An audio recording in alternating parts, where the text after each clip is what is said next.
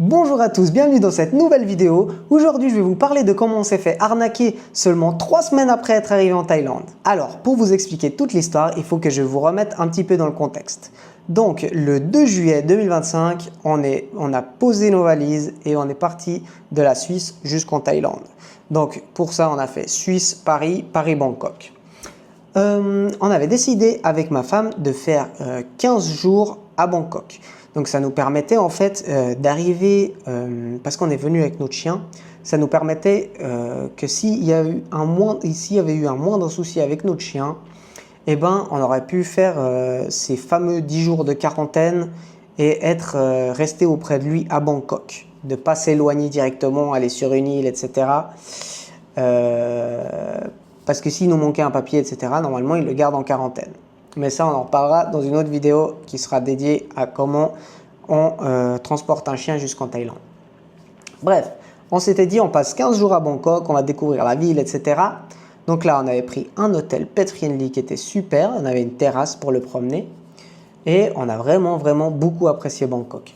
C'est vrai que le seul point négatif pour nous, c'est que étant donné qu'on a le chien, c'est vrai que vous arrivez dans une ville qui est énorme, où il y a beaucoup de trafic, où il est difficile un peu de promener son chien. Il y a quand même beaucoup de chiens errants. Donc voilà, nous, notre crainte, c'est vrai que dès le début, on était là, waouh, mais comment on va faire pour promener notre chien? Comment on va promener Pluko, quoi? Parce que oui, alors on a la terrasse du haut de l'hôtel où c'est pet friendly et ils peuvent faire leurs besoins, mais ça ne suffit pas. C'est vrai qu'il était habitué à faire des heures en forêt, etc. On vivait en campagne, on avait un grand jardin où il pouvait sortir, etc. Et puis là, on se retrouve dans une chambre d'hôtel avec lui, la petite, et on ne peut pas forcément le prendre partout avec nous, quoi. Alors, il y a des grabs pet friendly, mais c'est vrai qu'ils sont rares et c'est bien plus cher. Enfin, bref, on a surkiffé notre expédition à Bangkok. Et là, il faut savoir qu'à Bangkok vivait mon meilleur ami. Mon meilleur ami avec lequel on s'est dit, écoute, ce serait bien, après tout ce temps qu'on a passé à être loin l'un de l'autre, donc ça faisait une année, enfin peut-être 10-11 mois qu'on ne s'était pas vu parce qu'il était venu en Suisse. Et depuis ça, on ne s'était pas revus. Donc on s'est dit, écoute, on a beaucoup entendu parler de Hua Hin. Apparemment, c'était confortable pour y vivre, etc., en famille, etc. Donc, allons voir ça de nos propres yeux. Prenons une jolie petite villa. On se loue une petite villa. On est 2 couples. Alors, nous, on a la petite et le chien. Et on va voir un mois ce que ça vaut, quoi. Donc là, nous, on prend le taxi depuis Bangkok, un taxi pet friendly, parce que mon ami, lui, il a une voiture, mais trop petite et le chien et la cage du chien ne rentraient pas dedans, donc on n'a pas pu faire le trajet ensemble. Et pour le coup, on arrive à Hua Hin. Les 2 premières semaines, c'est vrai qu'on les passe énormément à la maison parce que on n'était pas véhiculé. Et c'est là toute la trame de l'histoire, c'est autour du véhicule. Donc on n'était pas véhiculé et c'est vrai que plus le temps passait, plus on se disait, voilà, c'est vrai que nos sorties dépendent du meilleur ami et de sa copine. C'est vrai qu'on peut leur emprunter la voiture, mais en même temps, on n'a pas trop envie de déranger parce qu'après, si eux, ils en ont besoin, puis c'est nous qui l'avons, c'est pas très cool. Puis finalement, de toute façon, on peut même pas mettre le chien dedans. Donc c'est vrai qu'on s'est vite dit, en fait, là, on n'en peut plus, il va vraiment nous falloir une voiture. C'est vrai qu'en plus à Hua Hin, on n'avait pas beaucoup de grab pet, enfin je crois même pas du tout, on n'en a jamais trouvé en tout cas, peut-être qu'il y en a maintenant, je sais pas.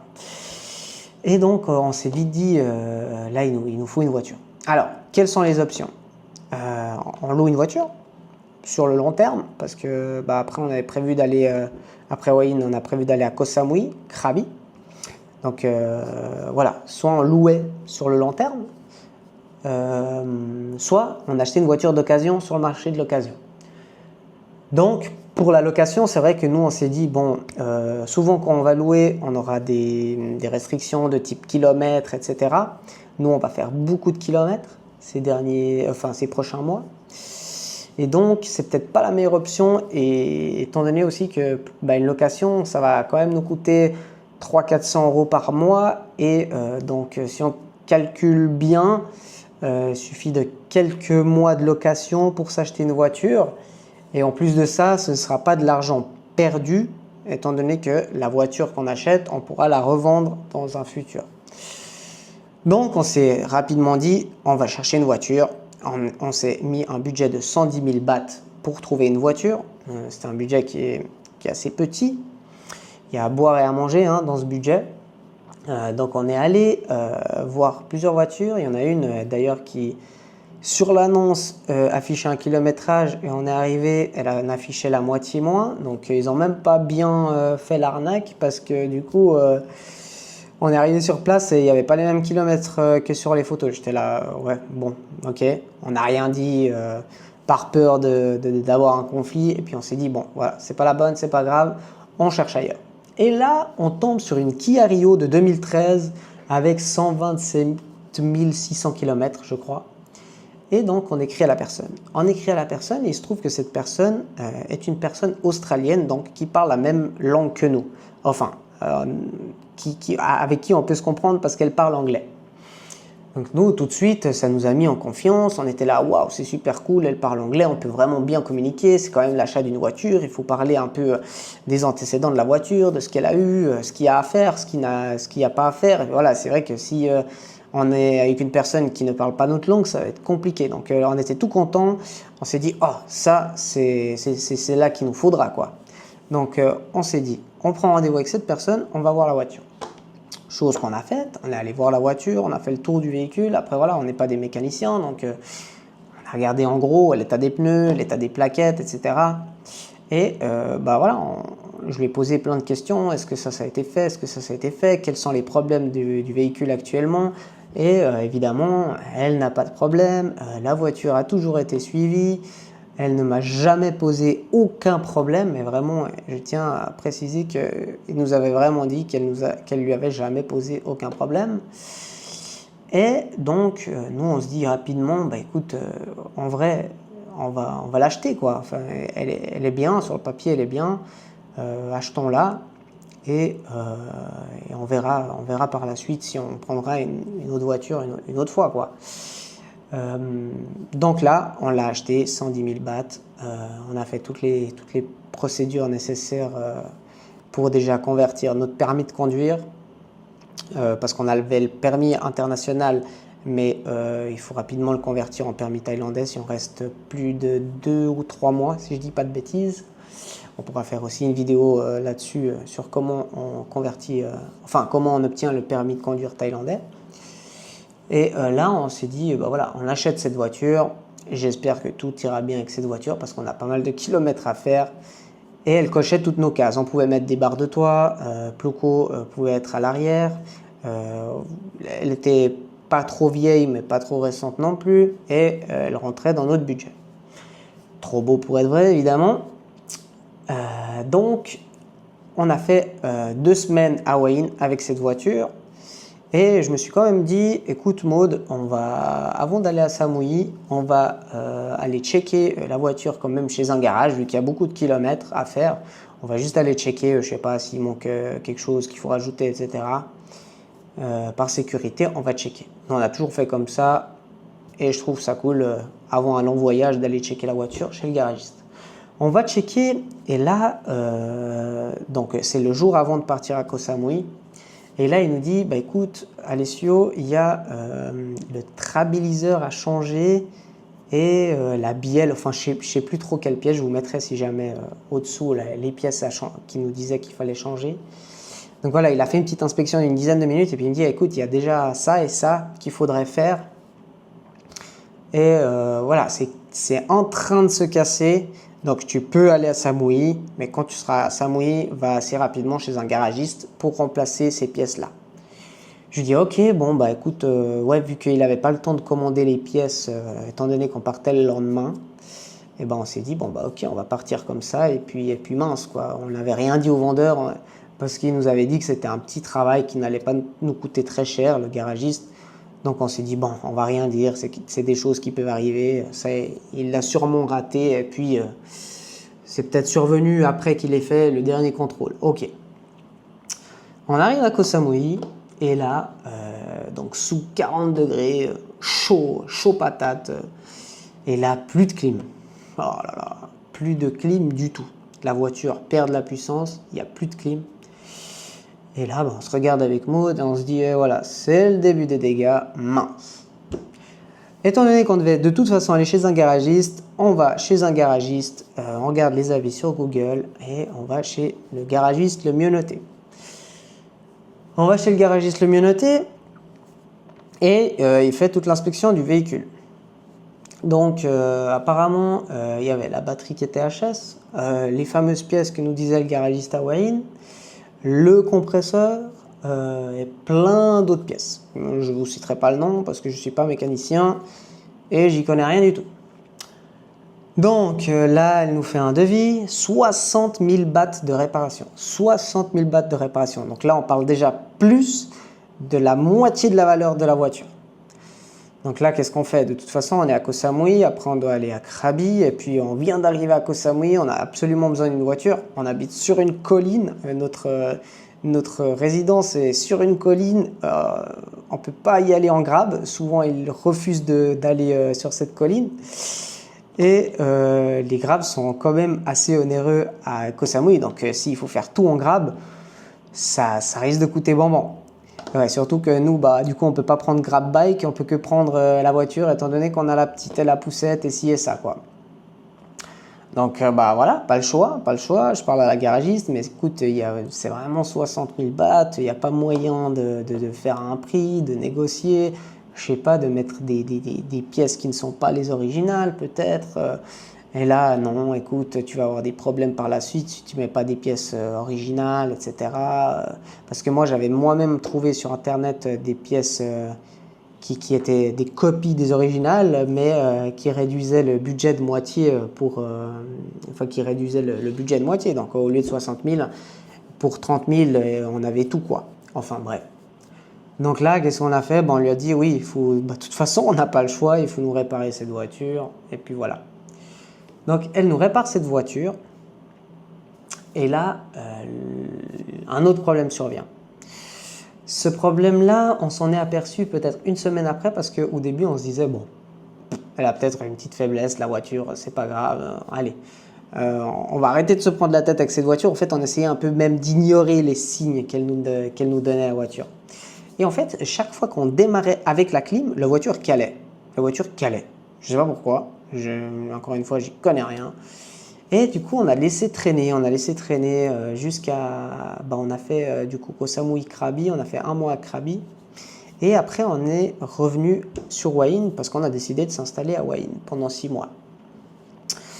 On est retourné à Wahin et 2 jours après, la voiture se stoppe net au milieu de la route. Plus rien. Le volant est super dur.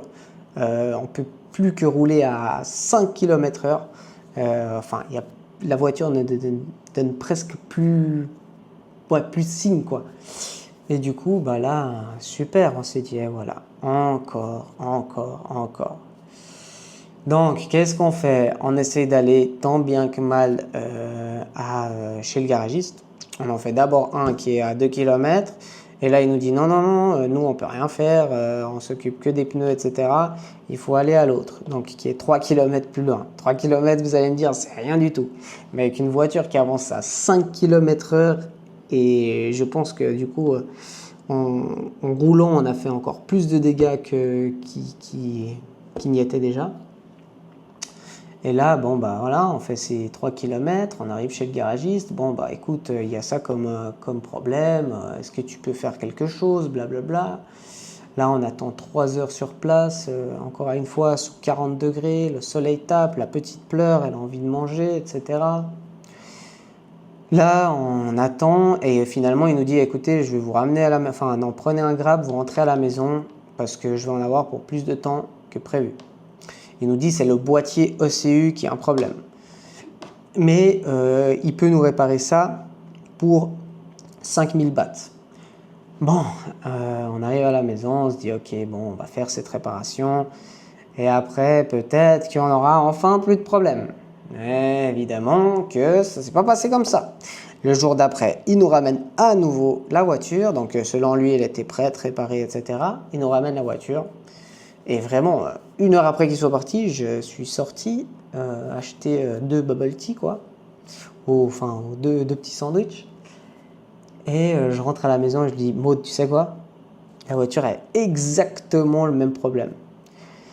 Donc là, on retourne chez le garagiste. Et le garagiste nous dit, oh, mais c'est super bizarre, je l'ai réparé, etc. etc. Voilà. Puis on lui dit, bah, écoute, regarde, la voiture ne marche plus, quoi. La voiture ne marche plus. Et du coup, la finalité de l'histoire, c'est que là, actuellement, elle est toujours chez le garagiste. Ça fait 2 semaines qu'ils essayent de réparer ce boîtier ECU. Parce que du coup, la réparation ne coûte que 5000 bahts, entre guillemets, tandis que le remplacement, au moins 20 000, il nous a dit. Et moi, je lui ai dit, écoute, tu m'as dit que tu pouvais réparer, je t'ai payé les 5000 bahts, maintenant je veux que la réparation soit bien faite, quoi, que je puisse repartir avec cette voiture, et puis voilà. Et puis enfin bref, du coup, on n'a toujours pas récupéré la voiture, donc on se retrouve à nouveau sans voiture. Tout ça pour vous dire que nous, on a été vraiment stupides, je trouve, parce que je pense vraiment que pour éviter ça, d'ailleurs, je l'avais eu l'idée auparavant, en fait, on aurait tout simplement pu choisir un garage et puis se mettre d'accord avec le vendeur pour se voir chez le garagiste qu'on choisissait pour faire un check-up de la voiture. Et là, on aurait fait le check-up et le garagiste nous aurait dit, écoutez, il y a ça, ça, ça, ça. Et voilà, là, on aurait été safe. Parce que bon, si le vendeur voulait pas venir, ça veut dire qu'il avait des choses à se reprocher. Et s'il vient, ça veut dire qu'il n'a rien à se reprocher ou qu'il espère qu'on ne le trouve pas. Mais voilà, en tout cas, on sera un peu plus rassuré. Et puis, s'il y a des problèmes, on peut négocier le prix, etc. Mais nous, on n'a pas voulu le faire parce qu'on s'est dit, bon, voilà, on a enfin trouvé quelqu'un qui parle notre langue, il a l'air super gentil, retraité et tout, machin. Et en fait, faut jamais faire confiance parce que maintenant, c'est qui paye, c'est nous, quoi. Évidemment, je lui ai envoyé un message, je lui ai dit, écoute, on a eu tous ces problèmes, seulement 2-3 semaines après t'avoir acheté la voiture, tu nous avais dit que la voiture était hyper saine, etc., que tu n'avais jamais eu un seul problème. Alors, c'est possible, hein, c'est possible, mais c'est vrai que nous, on a trouvé super bizarre que la voiture ait tous ces problèmes, ne serait-ce que 3 semaines après la vente, quoi. Après, évidemment, peut-être qu'il y a des gens dans mes commentaires qui vont me dire « Ouais, écoute, c'est possible, c'est le hasard. » Ok, c'est possible, effectivement. Mais j'ai quand même mes doutes parce que je lui ai envoyé un message sans menace, sans rien du tout, juste pour lui dire « Écoute, la voiture a eu tous ces problèmes. Est-ce que tu serais prêt un peu à en discuter ?» Enfin, voilà, ne serait-ce juste d'avoir un échange avec lui. Peut-être qu'il avait déjà ressenti ce genre de problème ou pas. Enfin, voilà. Et en fait, quand il devait nous vendre la voiture, il nous répondait tout le temps, à l'instant T, vraiment rapidement. Et là, ça fait quelques jours qu'on lui a envoyé le message et toujours pas de réponse, quoi. Donc, en fait, moralité de l'histoire, il ne faut pas se fier même des gens qui parlent votre langue, parce que les gens qui parlent votre langue, ils vont profiter du fait que vous parlez leur langue pour acquérir cette relation de confiance et puis pour vous la mettre à l'envers. Nous, c'est pour ça qu'on voulait vous partager cette histoire. Après, on le prend comme une leçon, c'est pas grave, c'est de l'argent, c'est du matériel, mais c'est vrai que c'est vite hyper chiant. C'est vrai que là, par exemple, quand la petite est malade, on a toujours un peu peur parce qu'on est sans voiture, etc. Donc, c'est vrai que c'est vite embêtant. On hésite un petit peu, est-ce qu'on prend un scooter, est-ce qu'on remet en état la voiture coûte que coûte et après on la revend dans un bon état, ou est-ce qu'on la remet en état coûte que coûte et on la garde. Mais c'est vrai qu'elle nous a tellement... Enfin, on est épuisé de cette histoire. Du coup, c'est vrai que ça gâche un peu notre périple. On est un peu forcé de se déplacer en Grab, mais c'est pas super, quoi. Quand vous devez aller faire la lessive en Grab, vous devez aller faire vos courses en Grab, vous allez manger un petit truc, il faut prendre un Grab. Enfin voilà, la voiture c'est le top, quoi. La voiture c'est le top. Le scooter, on en a un peu peur parce qu'on a la petite. Puis de toute façon, si on aimerait promener le chien à la plage, etc., on ne peut pas le prendre sur le scooter. Enfin ici, ils le font, ils prennent les petites, ils prennent les chiens, mais c'est vrai que nous, on n'a pas l'habitude et on ne saurait même pas comment faire pour mettre notre chien sur le scooter. Des fois, on est là, waouh, mais comment ils font ça, quoi. Donc, moralité de l'histoire, ne faites jamais confiance à qui que ce soit. Vous devez acheter une voiture, vous lui donnez rendez-vous chez un garage, vous allez parler avant au garage, vous dites écoute, moi j'ai envie d'acheter une voiture, tu es d'accord de faire le check sur cette voiture et puis moi je le prends en charge. Évidemment, c'est à vous de le prendre en charge, c'est pas au vendeur parce que c'est vous qui voulez vous assurer que la voiture est en bon état. Mais je pense que c'est vraiment une bonne façon de faire. Je pense que ça vous évitera plein de problèmes. Donc j'espère que cette vidéo pourra vous aider, même si c'est une personne à qui je peux éviter ce genre deux, trois personnes à qui je peux éviter ce genre d'embrouille, ça me fait vraiment plaisir. Et je vous dis à la semaine prochaine pour une nouvelle vidéo. On aura des petites surprises pour vous la semaine prochaine. Je vous remercie d'avoir suivi cette vidéo et ciao!